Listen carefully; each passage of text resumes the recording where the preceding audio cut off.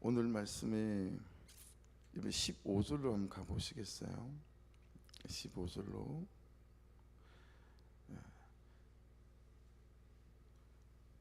마지막 쯤에 내 심령을 삼가 지켜라고 되어져 있잖아요. 거기 밑줄을 좀 그어보십시오. 내 심령을 삼가 지켜. 그리고 16절 마지막 말씀을 또 보십시오. 너희 심령을 삼가 지켜. 이제 오늘 말씀의 키가 될 수 있는 메시지 같아요. 그렇죠? 자, 그리고 11절에 마지막 구절을 보시면 여호와께서는 사랑하시는 그 성결 롯대가 이방신의 딸과 결혼하였으니, 이제 이게 불신 결혼이잖아요. 오늘 말씀이 여기에 대해서 굉장히 직접적이죠. 불신 결혼 그리고 이혼 이런 것은 굉장히 직접적인 말씀인데, 여기 결혼이라고 하는, 여러분, 이 단어는 바알입니다. 바알. 그러니까 불신 결혼은 바알과 결혼하는 것과 같다라는 맥락을 갖고 있는 거겠죠. 그래서 말라기에서 여러분 이게 의미가 있는 이유는 구약 성경의 마지막 말씀이잖아요. 그런데 이 말라기가 끝이 나고 마태복음이 시작되어지기까지 우리 사람의 시간으로는 400년입니다. 말라기가 끝나고 마태복음이 시작되는 게 400년이거든요.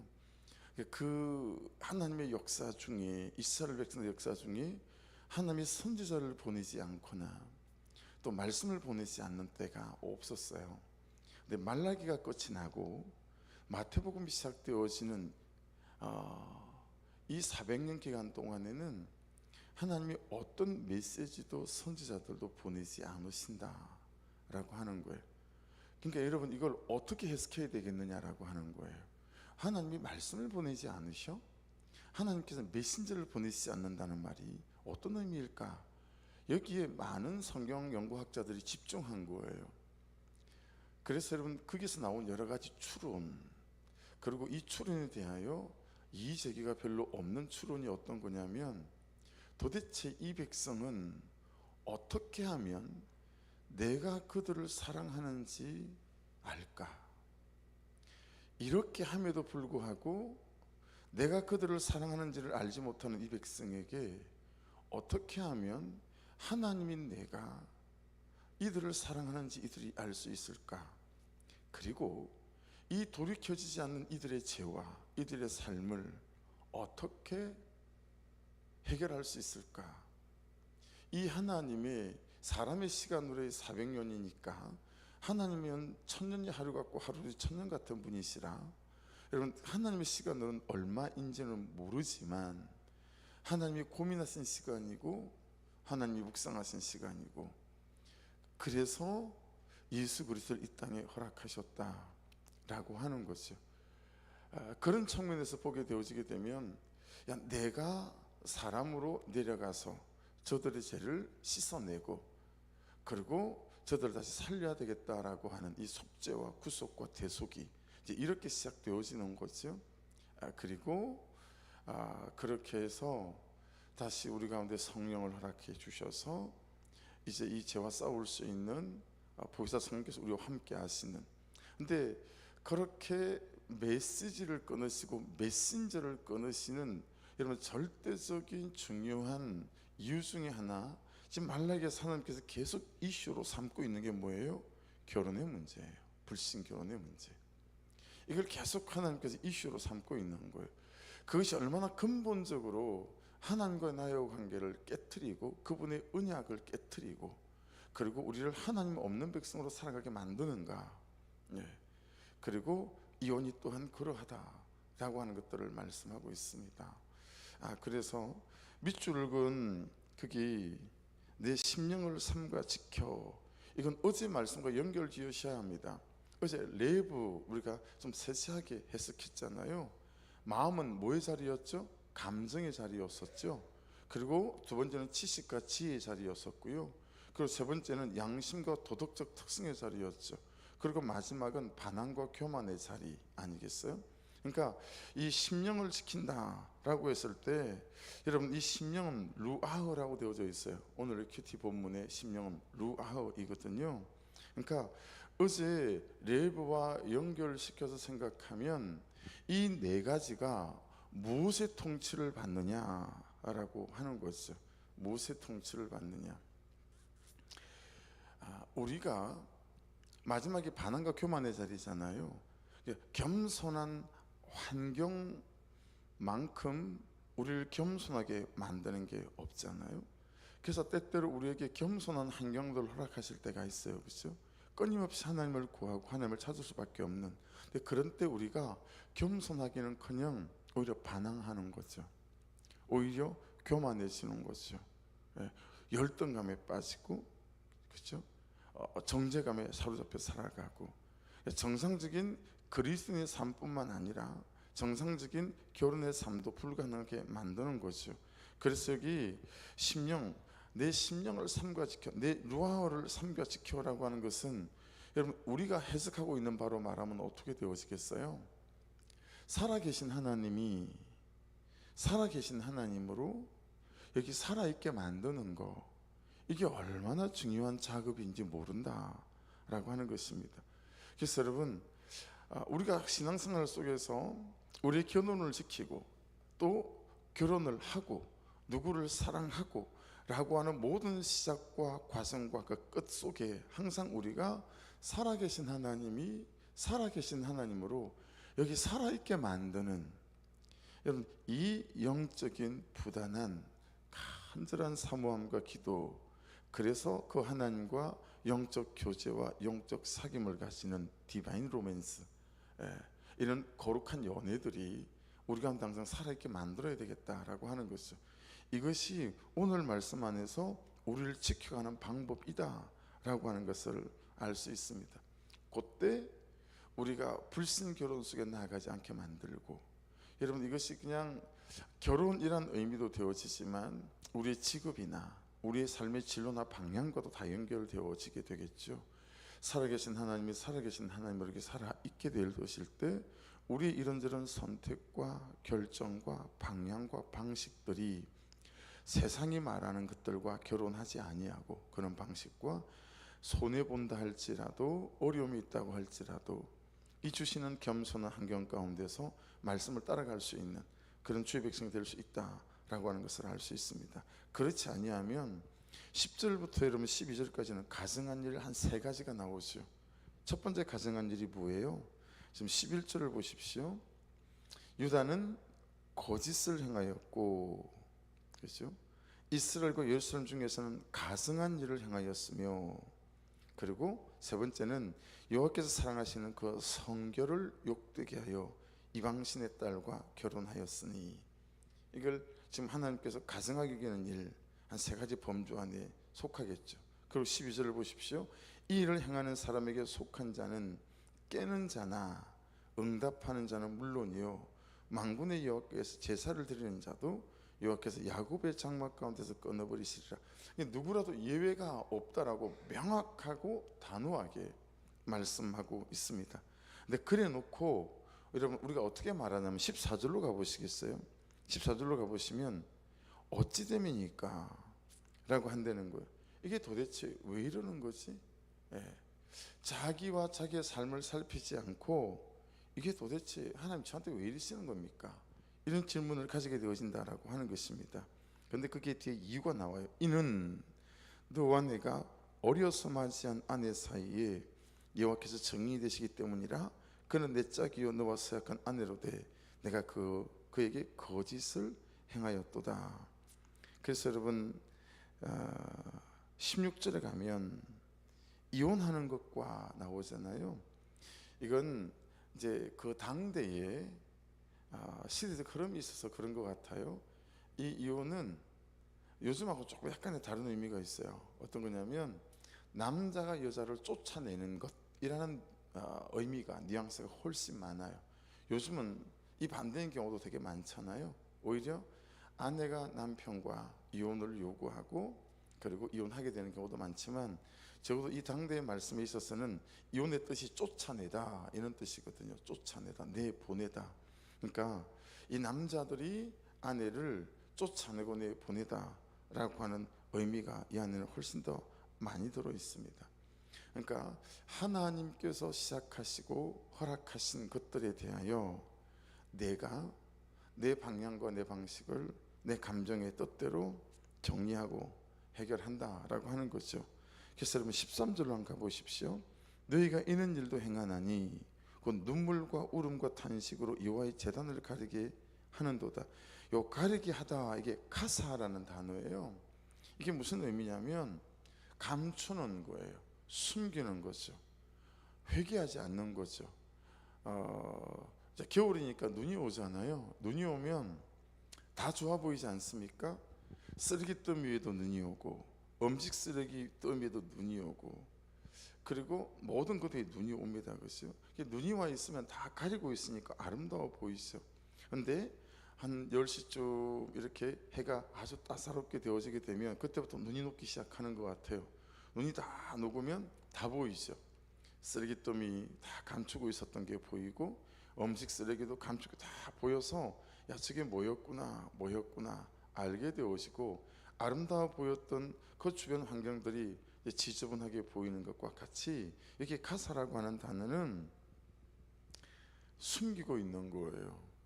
감추고 있는 거죠. 그래서 덮다라는 의미가 이 안에는 많이 있습니다. 덮다.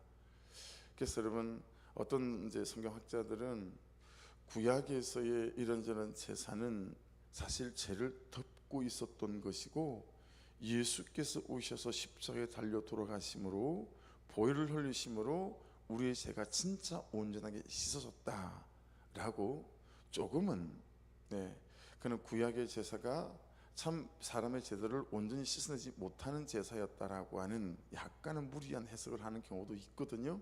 그러니까 그만치 여러분, 지금 이 말라기 안에 나오는 이스라엘 백성들이, 그리고 오늘을 사는 우리가, 여러분 이 죄를 회개하고 회심하고 시인하고 고백하고 인정하며 이 죄와 결사적으로 싸울 그는 마음이 없다라고 하는 거예요.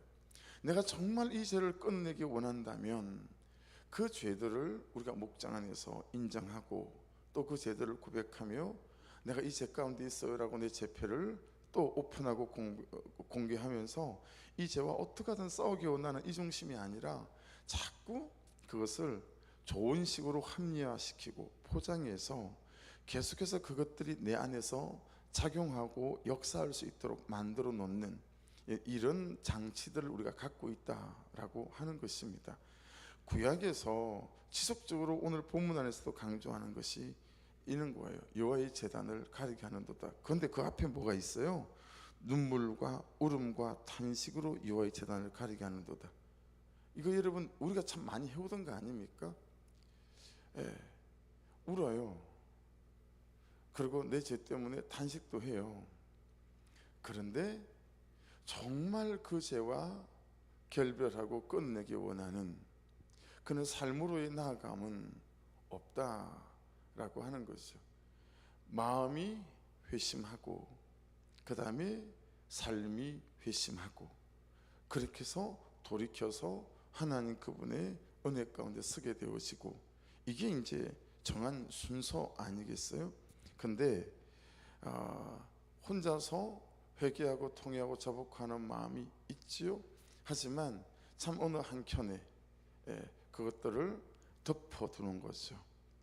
내가 나 혼자 덮어둘 수도 있으나 참 사람들 앞에서 안 그런 사람인 것처럼 포장하고 위장해서, 그래서 항상 가능성을 열어두고 있는 거죠. 언제라도 그런 상황과 환경에 주어지게 되어지게 되면 다시 그 안에 들어갈 수 있도록. 자, 이만큼 해석을 해놓고 10절로 넘어가 보는 거예요. 10절을 가보겠습니다. 우리는 한 아버지를 가지지 아니하였느냐? 한 하나님께서 지으신 바가 아니냐? 어찌하여 우리 각 사람이 자기 형제에게 거짓을 행하여 우리 조상들의 언약을 욕되게 하느냐? 여러분, 이 의미가 뭘까요? 우리는 한 아버지를 가지지 아니하였느냐? 한 하나님께서 지으신 바가 아니냐? 이게 무슨 의미일까요? 우리가 불량품이 아니라는 거예요. 우리를 여러분 어떻게 표현하죠? 예레미야에서는 극상품 포도나무라고 우리를 정의합니다. 야, 너희들은 극상품 포도나무다. 가장 좋은 삶의 열매를 거둘 수 있는 그런 하나님의 선택한 백성이다라고 하는 거예요. 이 10절에도 우리가 야, 네 아버지가 하나님 아니니? 이 뜻이잖아요. 야, 너는 하나님께서 창조한 인생 아니니? 이런 거잖아요. 그러니까 우리는 모자라지 않고 충분하다라고 하는 거예요. 자꾸 죄에 엎어지고 불순종에 엎어지다 보니까 나는 이럴 수밖에 없는 사람이고 내 삶은 이럴 수밖에 없는 삶인 것처럼 우리가 우리에게 대하여 그런 저주를 갖고 있다라고 하는 거예요. 근데 지금 그러지 않다라고 하는 거예요. 그래서 그분의 삶도 참 괜찮고 메시지도 나쁘지 않은데 그분의 삶의 메시지에 참 동의가 안 되는 것 중에 하나가 있었어요. 그게 어떤 거냐면 사람은 방위병 될 사람이 따로 있고 장군 될 감옥이 따로 있다는 거예요. 전 정말 그게 동의가 안 돼요. 그게 동의가 안 돼요. 여러분, 우리의 아버지는 하나님이시고 우리의 만드신 분도 하나님이시기에 우리는 불량품이거나 우리는 그럴 수밖에 없는 사람이거나 이런 존재가 아니라 우리가 살아계신 하나님이 여기 살아계시고 그 살아계신 하나님이 여기 살아있게 할 때 우리는 정말 하나님 그분의 뜻과 계획대로 하나님 아버지를 영화롭게 할 수 있는 그런 하나님의 자녀로 오늘을 살아갈 수 있음을 믿습니다. 그렇죠? 그것이 문제지 살아계신 하나님이 살아계신 하나님으로 여기 안 살아있은 그것이 문제지. 여러분, 우리가 죄성을 가지고 있고 우리가 죄인이지만, 그렇죠? 의인된 죄인이지만 죄인에서 의인이 되어졌지만 그 성령 하나님 안에 말씀 안에 우리가 거하게 되어지게 될 때 주의 뜻을 따라 우리의 삶을 세워갈 수 있는 참 은혜 아래에 있는 백성들인 줄로 믿습니다. 그래서 여러분 생각해 보세요.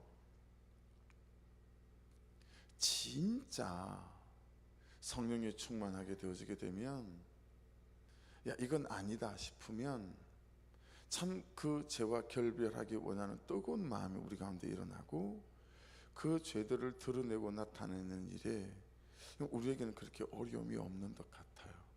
그렇죠? 몰라야 되는데 알면 안 되는데 싶었던 것들도 그분의 은혜의 빛이 우리 가운데 조명해서 딱 말씀에 비추어서 야, 이 죄와 온전히 끊어내고 결별해야 되겠다 라는 뜨거운 중심이 우리 가운데 불듯 일어나게 되어지게 될 때 여러분, 하나님과의 모든 단절을 가져오는 그 죄에 대하여 우리가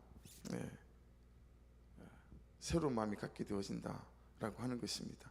그래서 14절 너희는 이러기를 어찌 됨이니까 하는도다 라고 하는 이 질문이 있잖아요. 이 질문 앞에 혹시 내가 이런 질문 가운데 있는 것들이 어떤 것이 있는지 좀 돌아보는 새벽 이 하루였으면 합니다.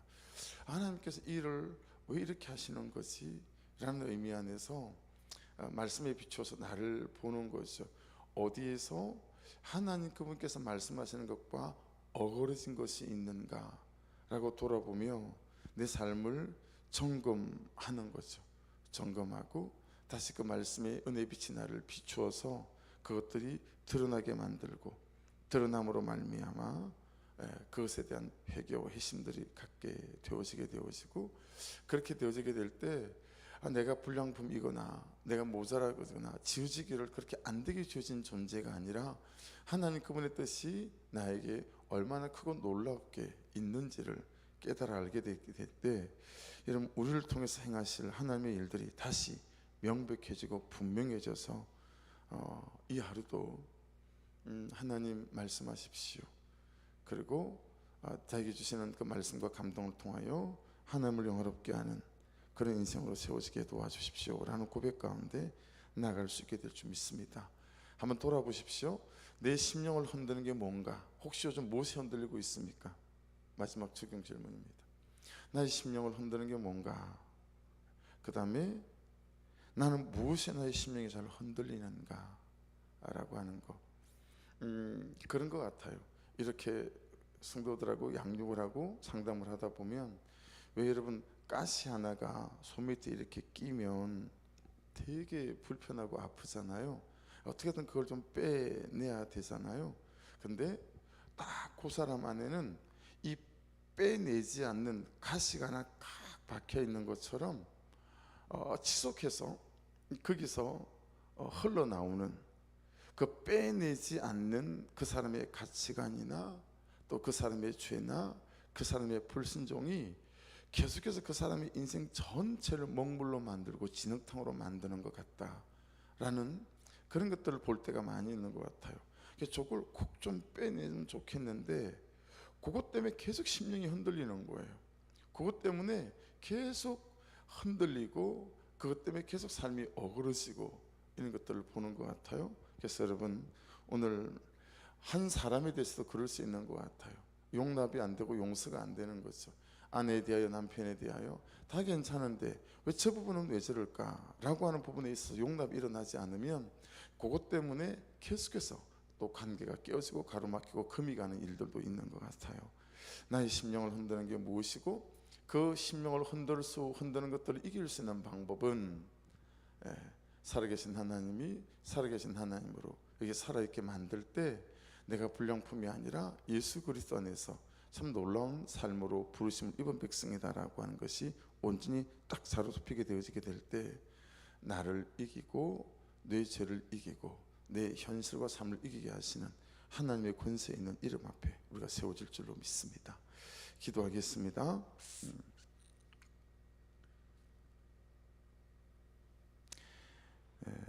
제가 오늘 마지막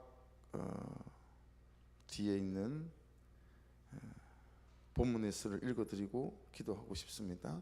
하나님이 백성에게 결혼의 언약을 깨트리지 말고 삼가 지키라고 명하십니다. 또한 자녀를 믿음 안에서 양육하여 경건한 자손으로 세워가기를 바라십니다. 그러려면 부부가 먼저 말씀으로 하나 되어야 합니다. 부부가 경건하게 살 때 자녀들도 경건하게 자랄 수 있습니다. 결혼 생활이 힘들어도 절대 이혼하면 안 됩니다. 가정의 수치를 숨기며 사는 것도 답이 아닙니다. 믿음의 공동체에서 말씀으로 서로 진실히 나눌 때 가정이 지켜지는 은혜를 누립니다. 덮는 것이 여러분 이것이 나를 지키는 게 아니다 라고 하는 거죠. 어떤 것이든 그것 안에서 저와 여러분이 잘 세워져 갈 수 있도록 이 아침에 주여 한번 부르고 기도하시면서 아버지 여전히 빠지지 않는 가시처럼 나를 내 심령 안에 자리 잡고 앉아 흔드는 것들이 있습니다. 말씀 안에서 또 성령의 조명 안에서 이 흔드는 것들이 온전히 뿌리 뽑히고 또 깨어지는 역사가 있게 도와주셔서 하나님 말씀대로 주신 것들을 지켜나가는 은혜가 있게 도와주옵소서. 우리 주여 한번 부르고 기도드립니다.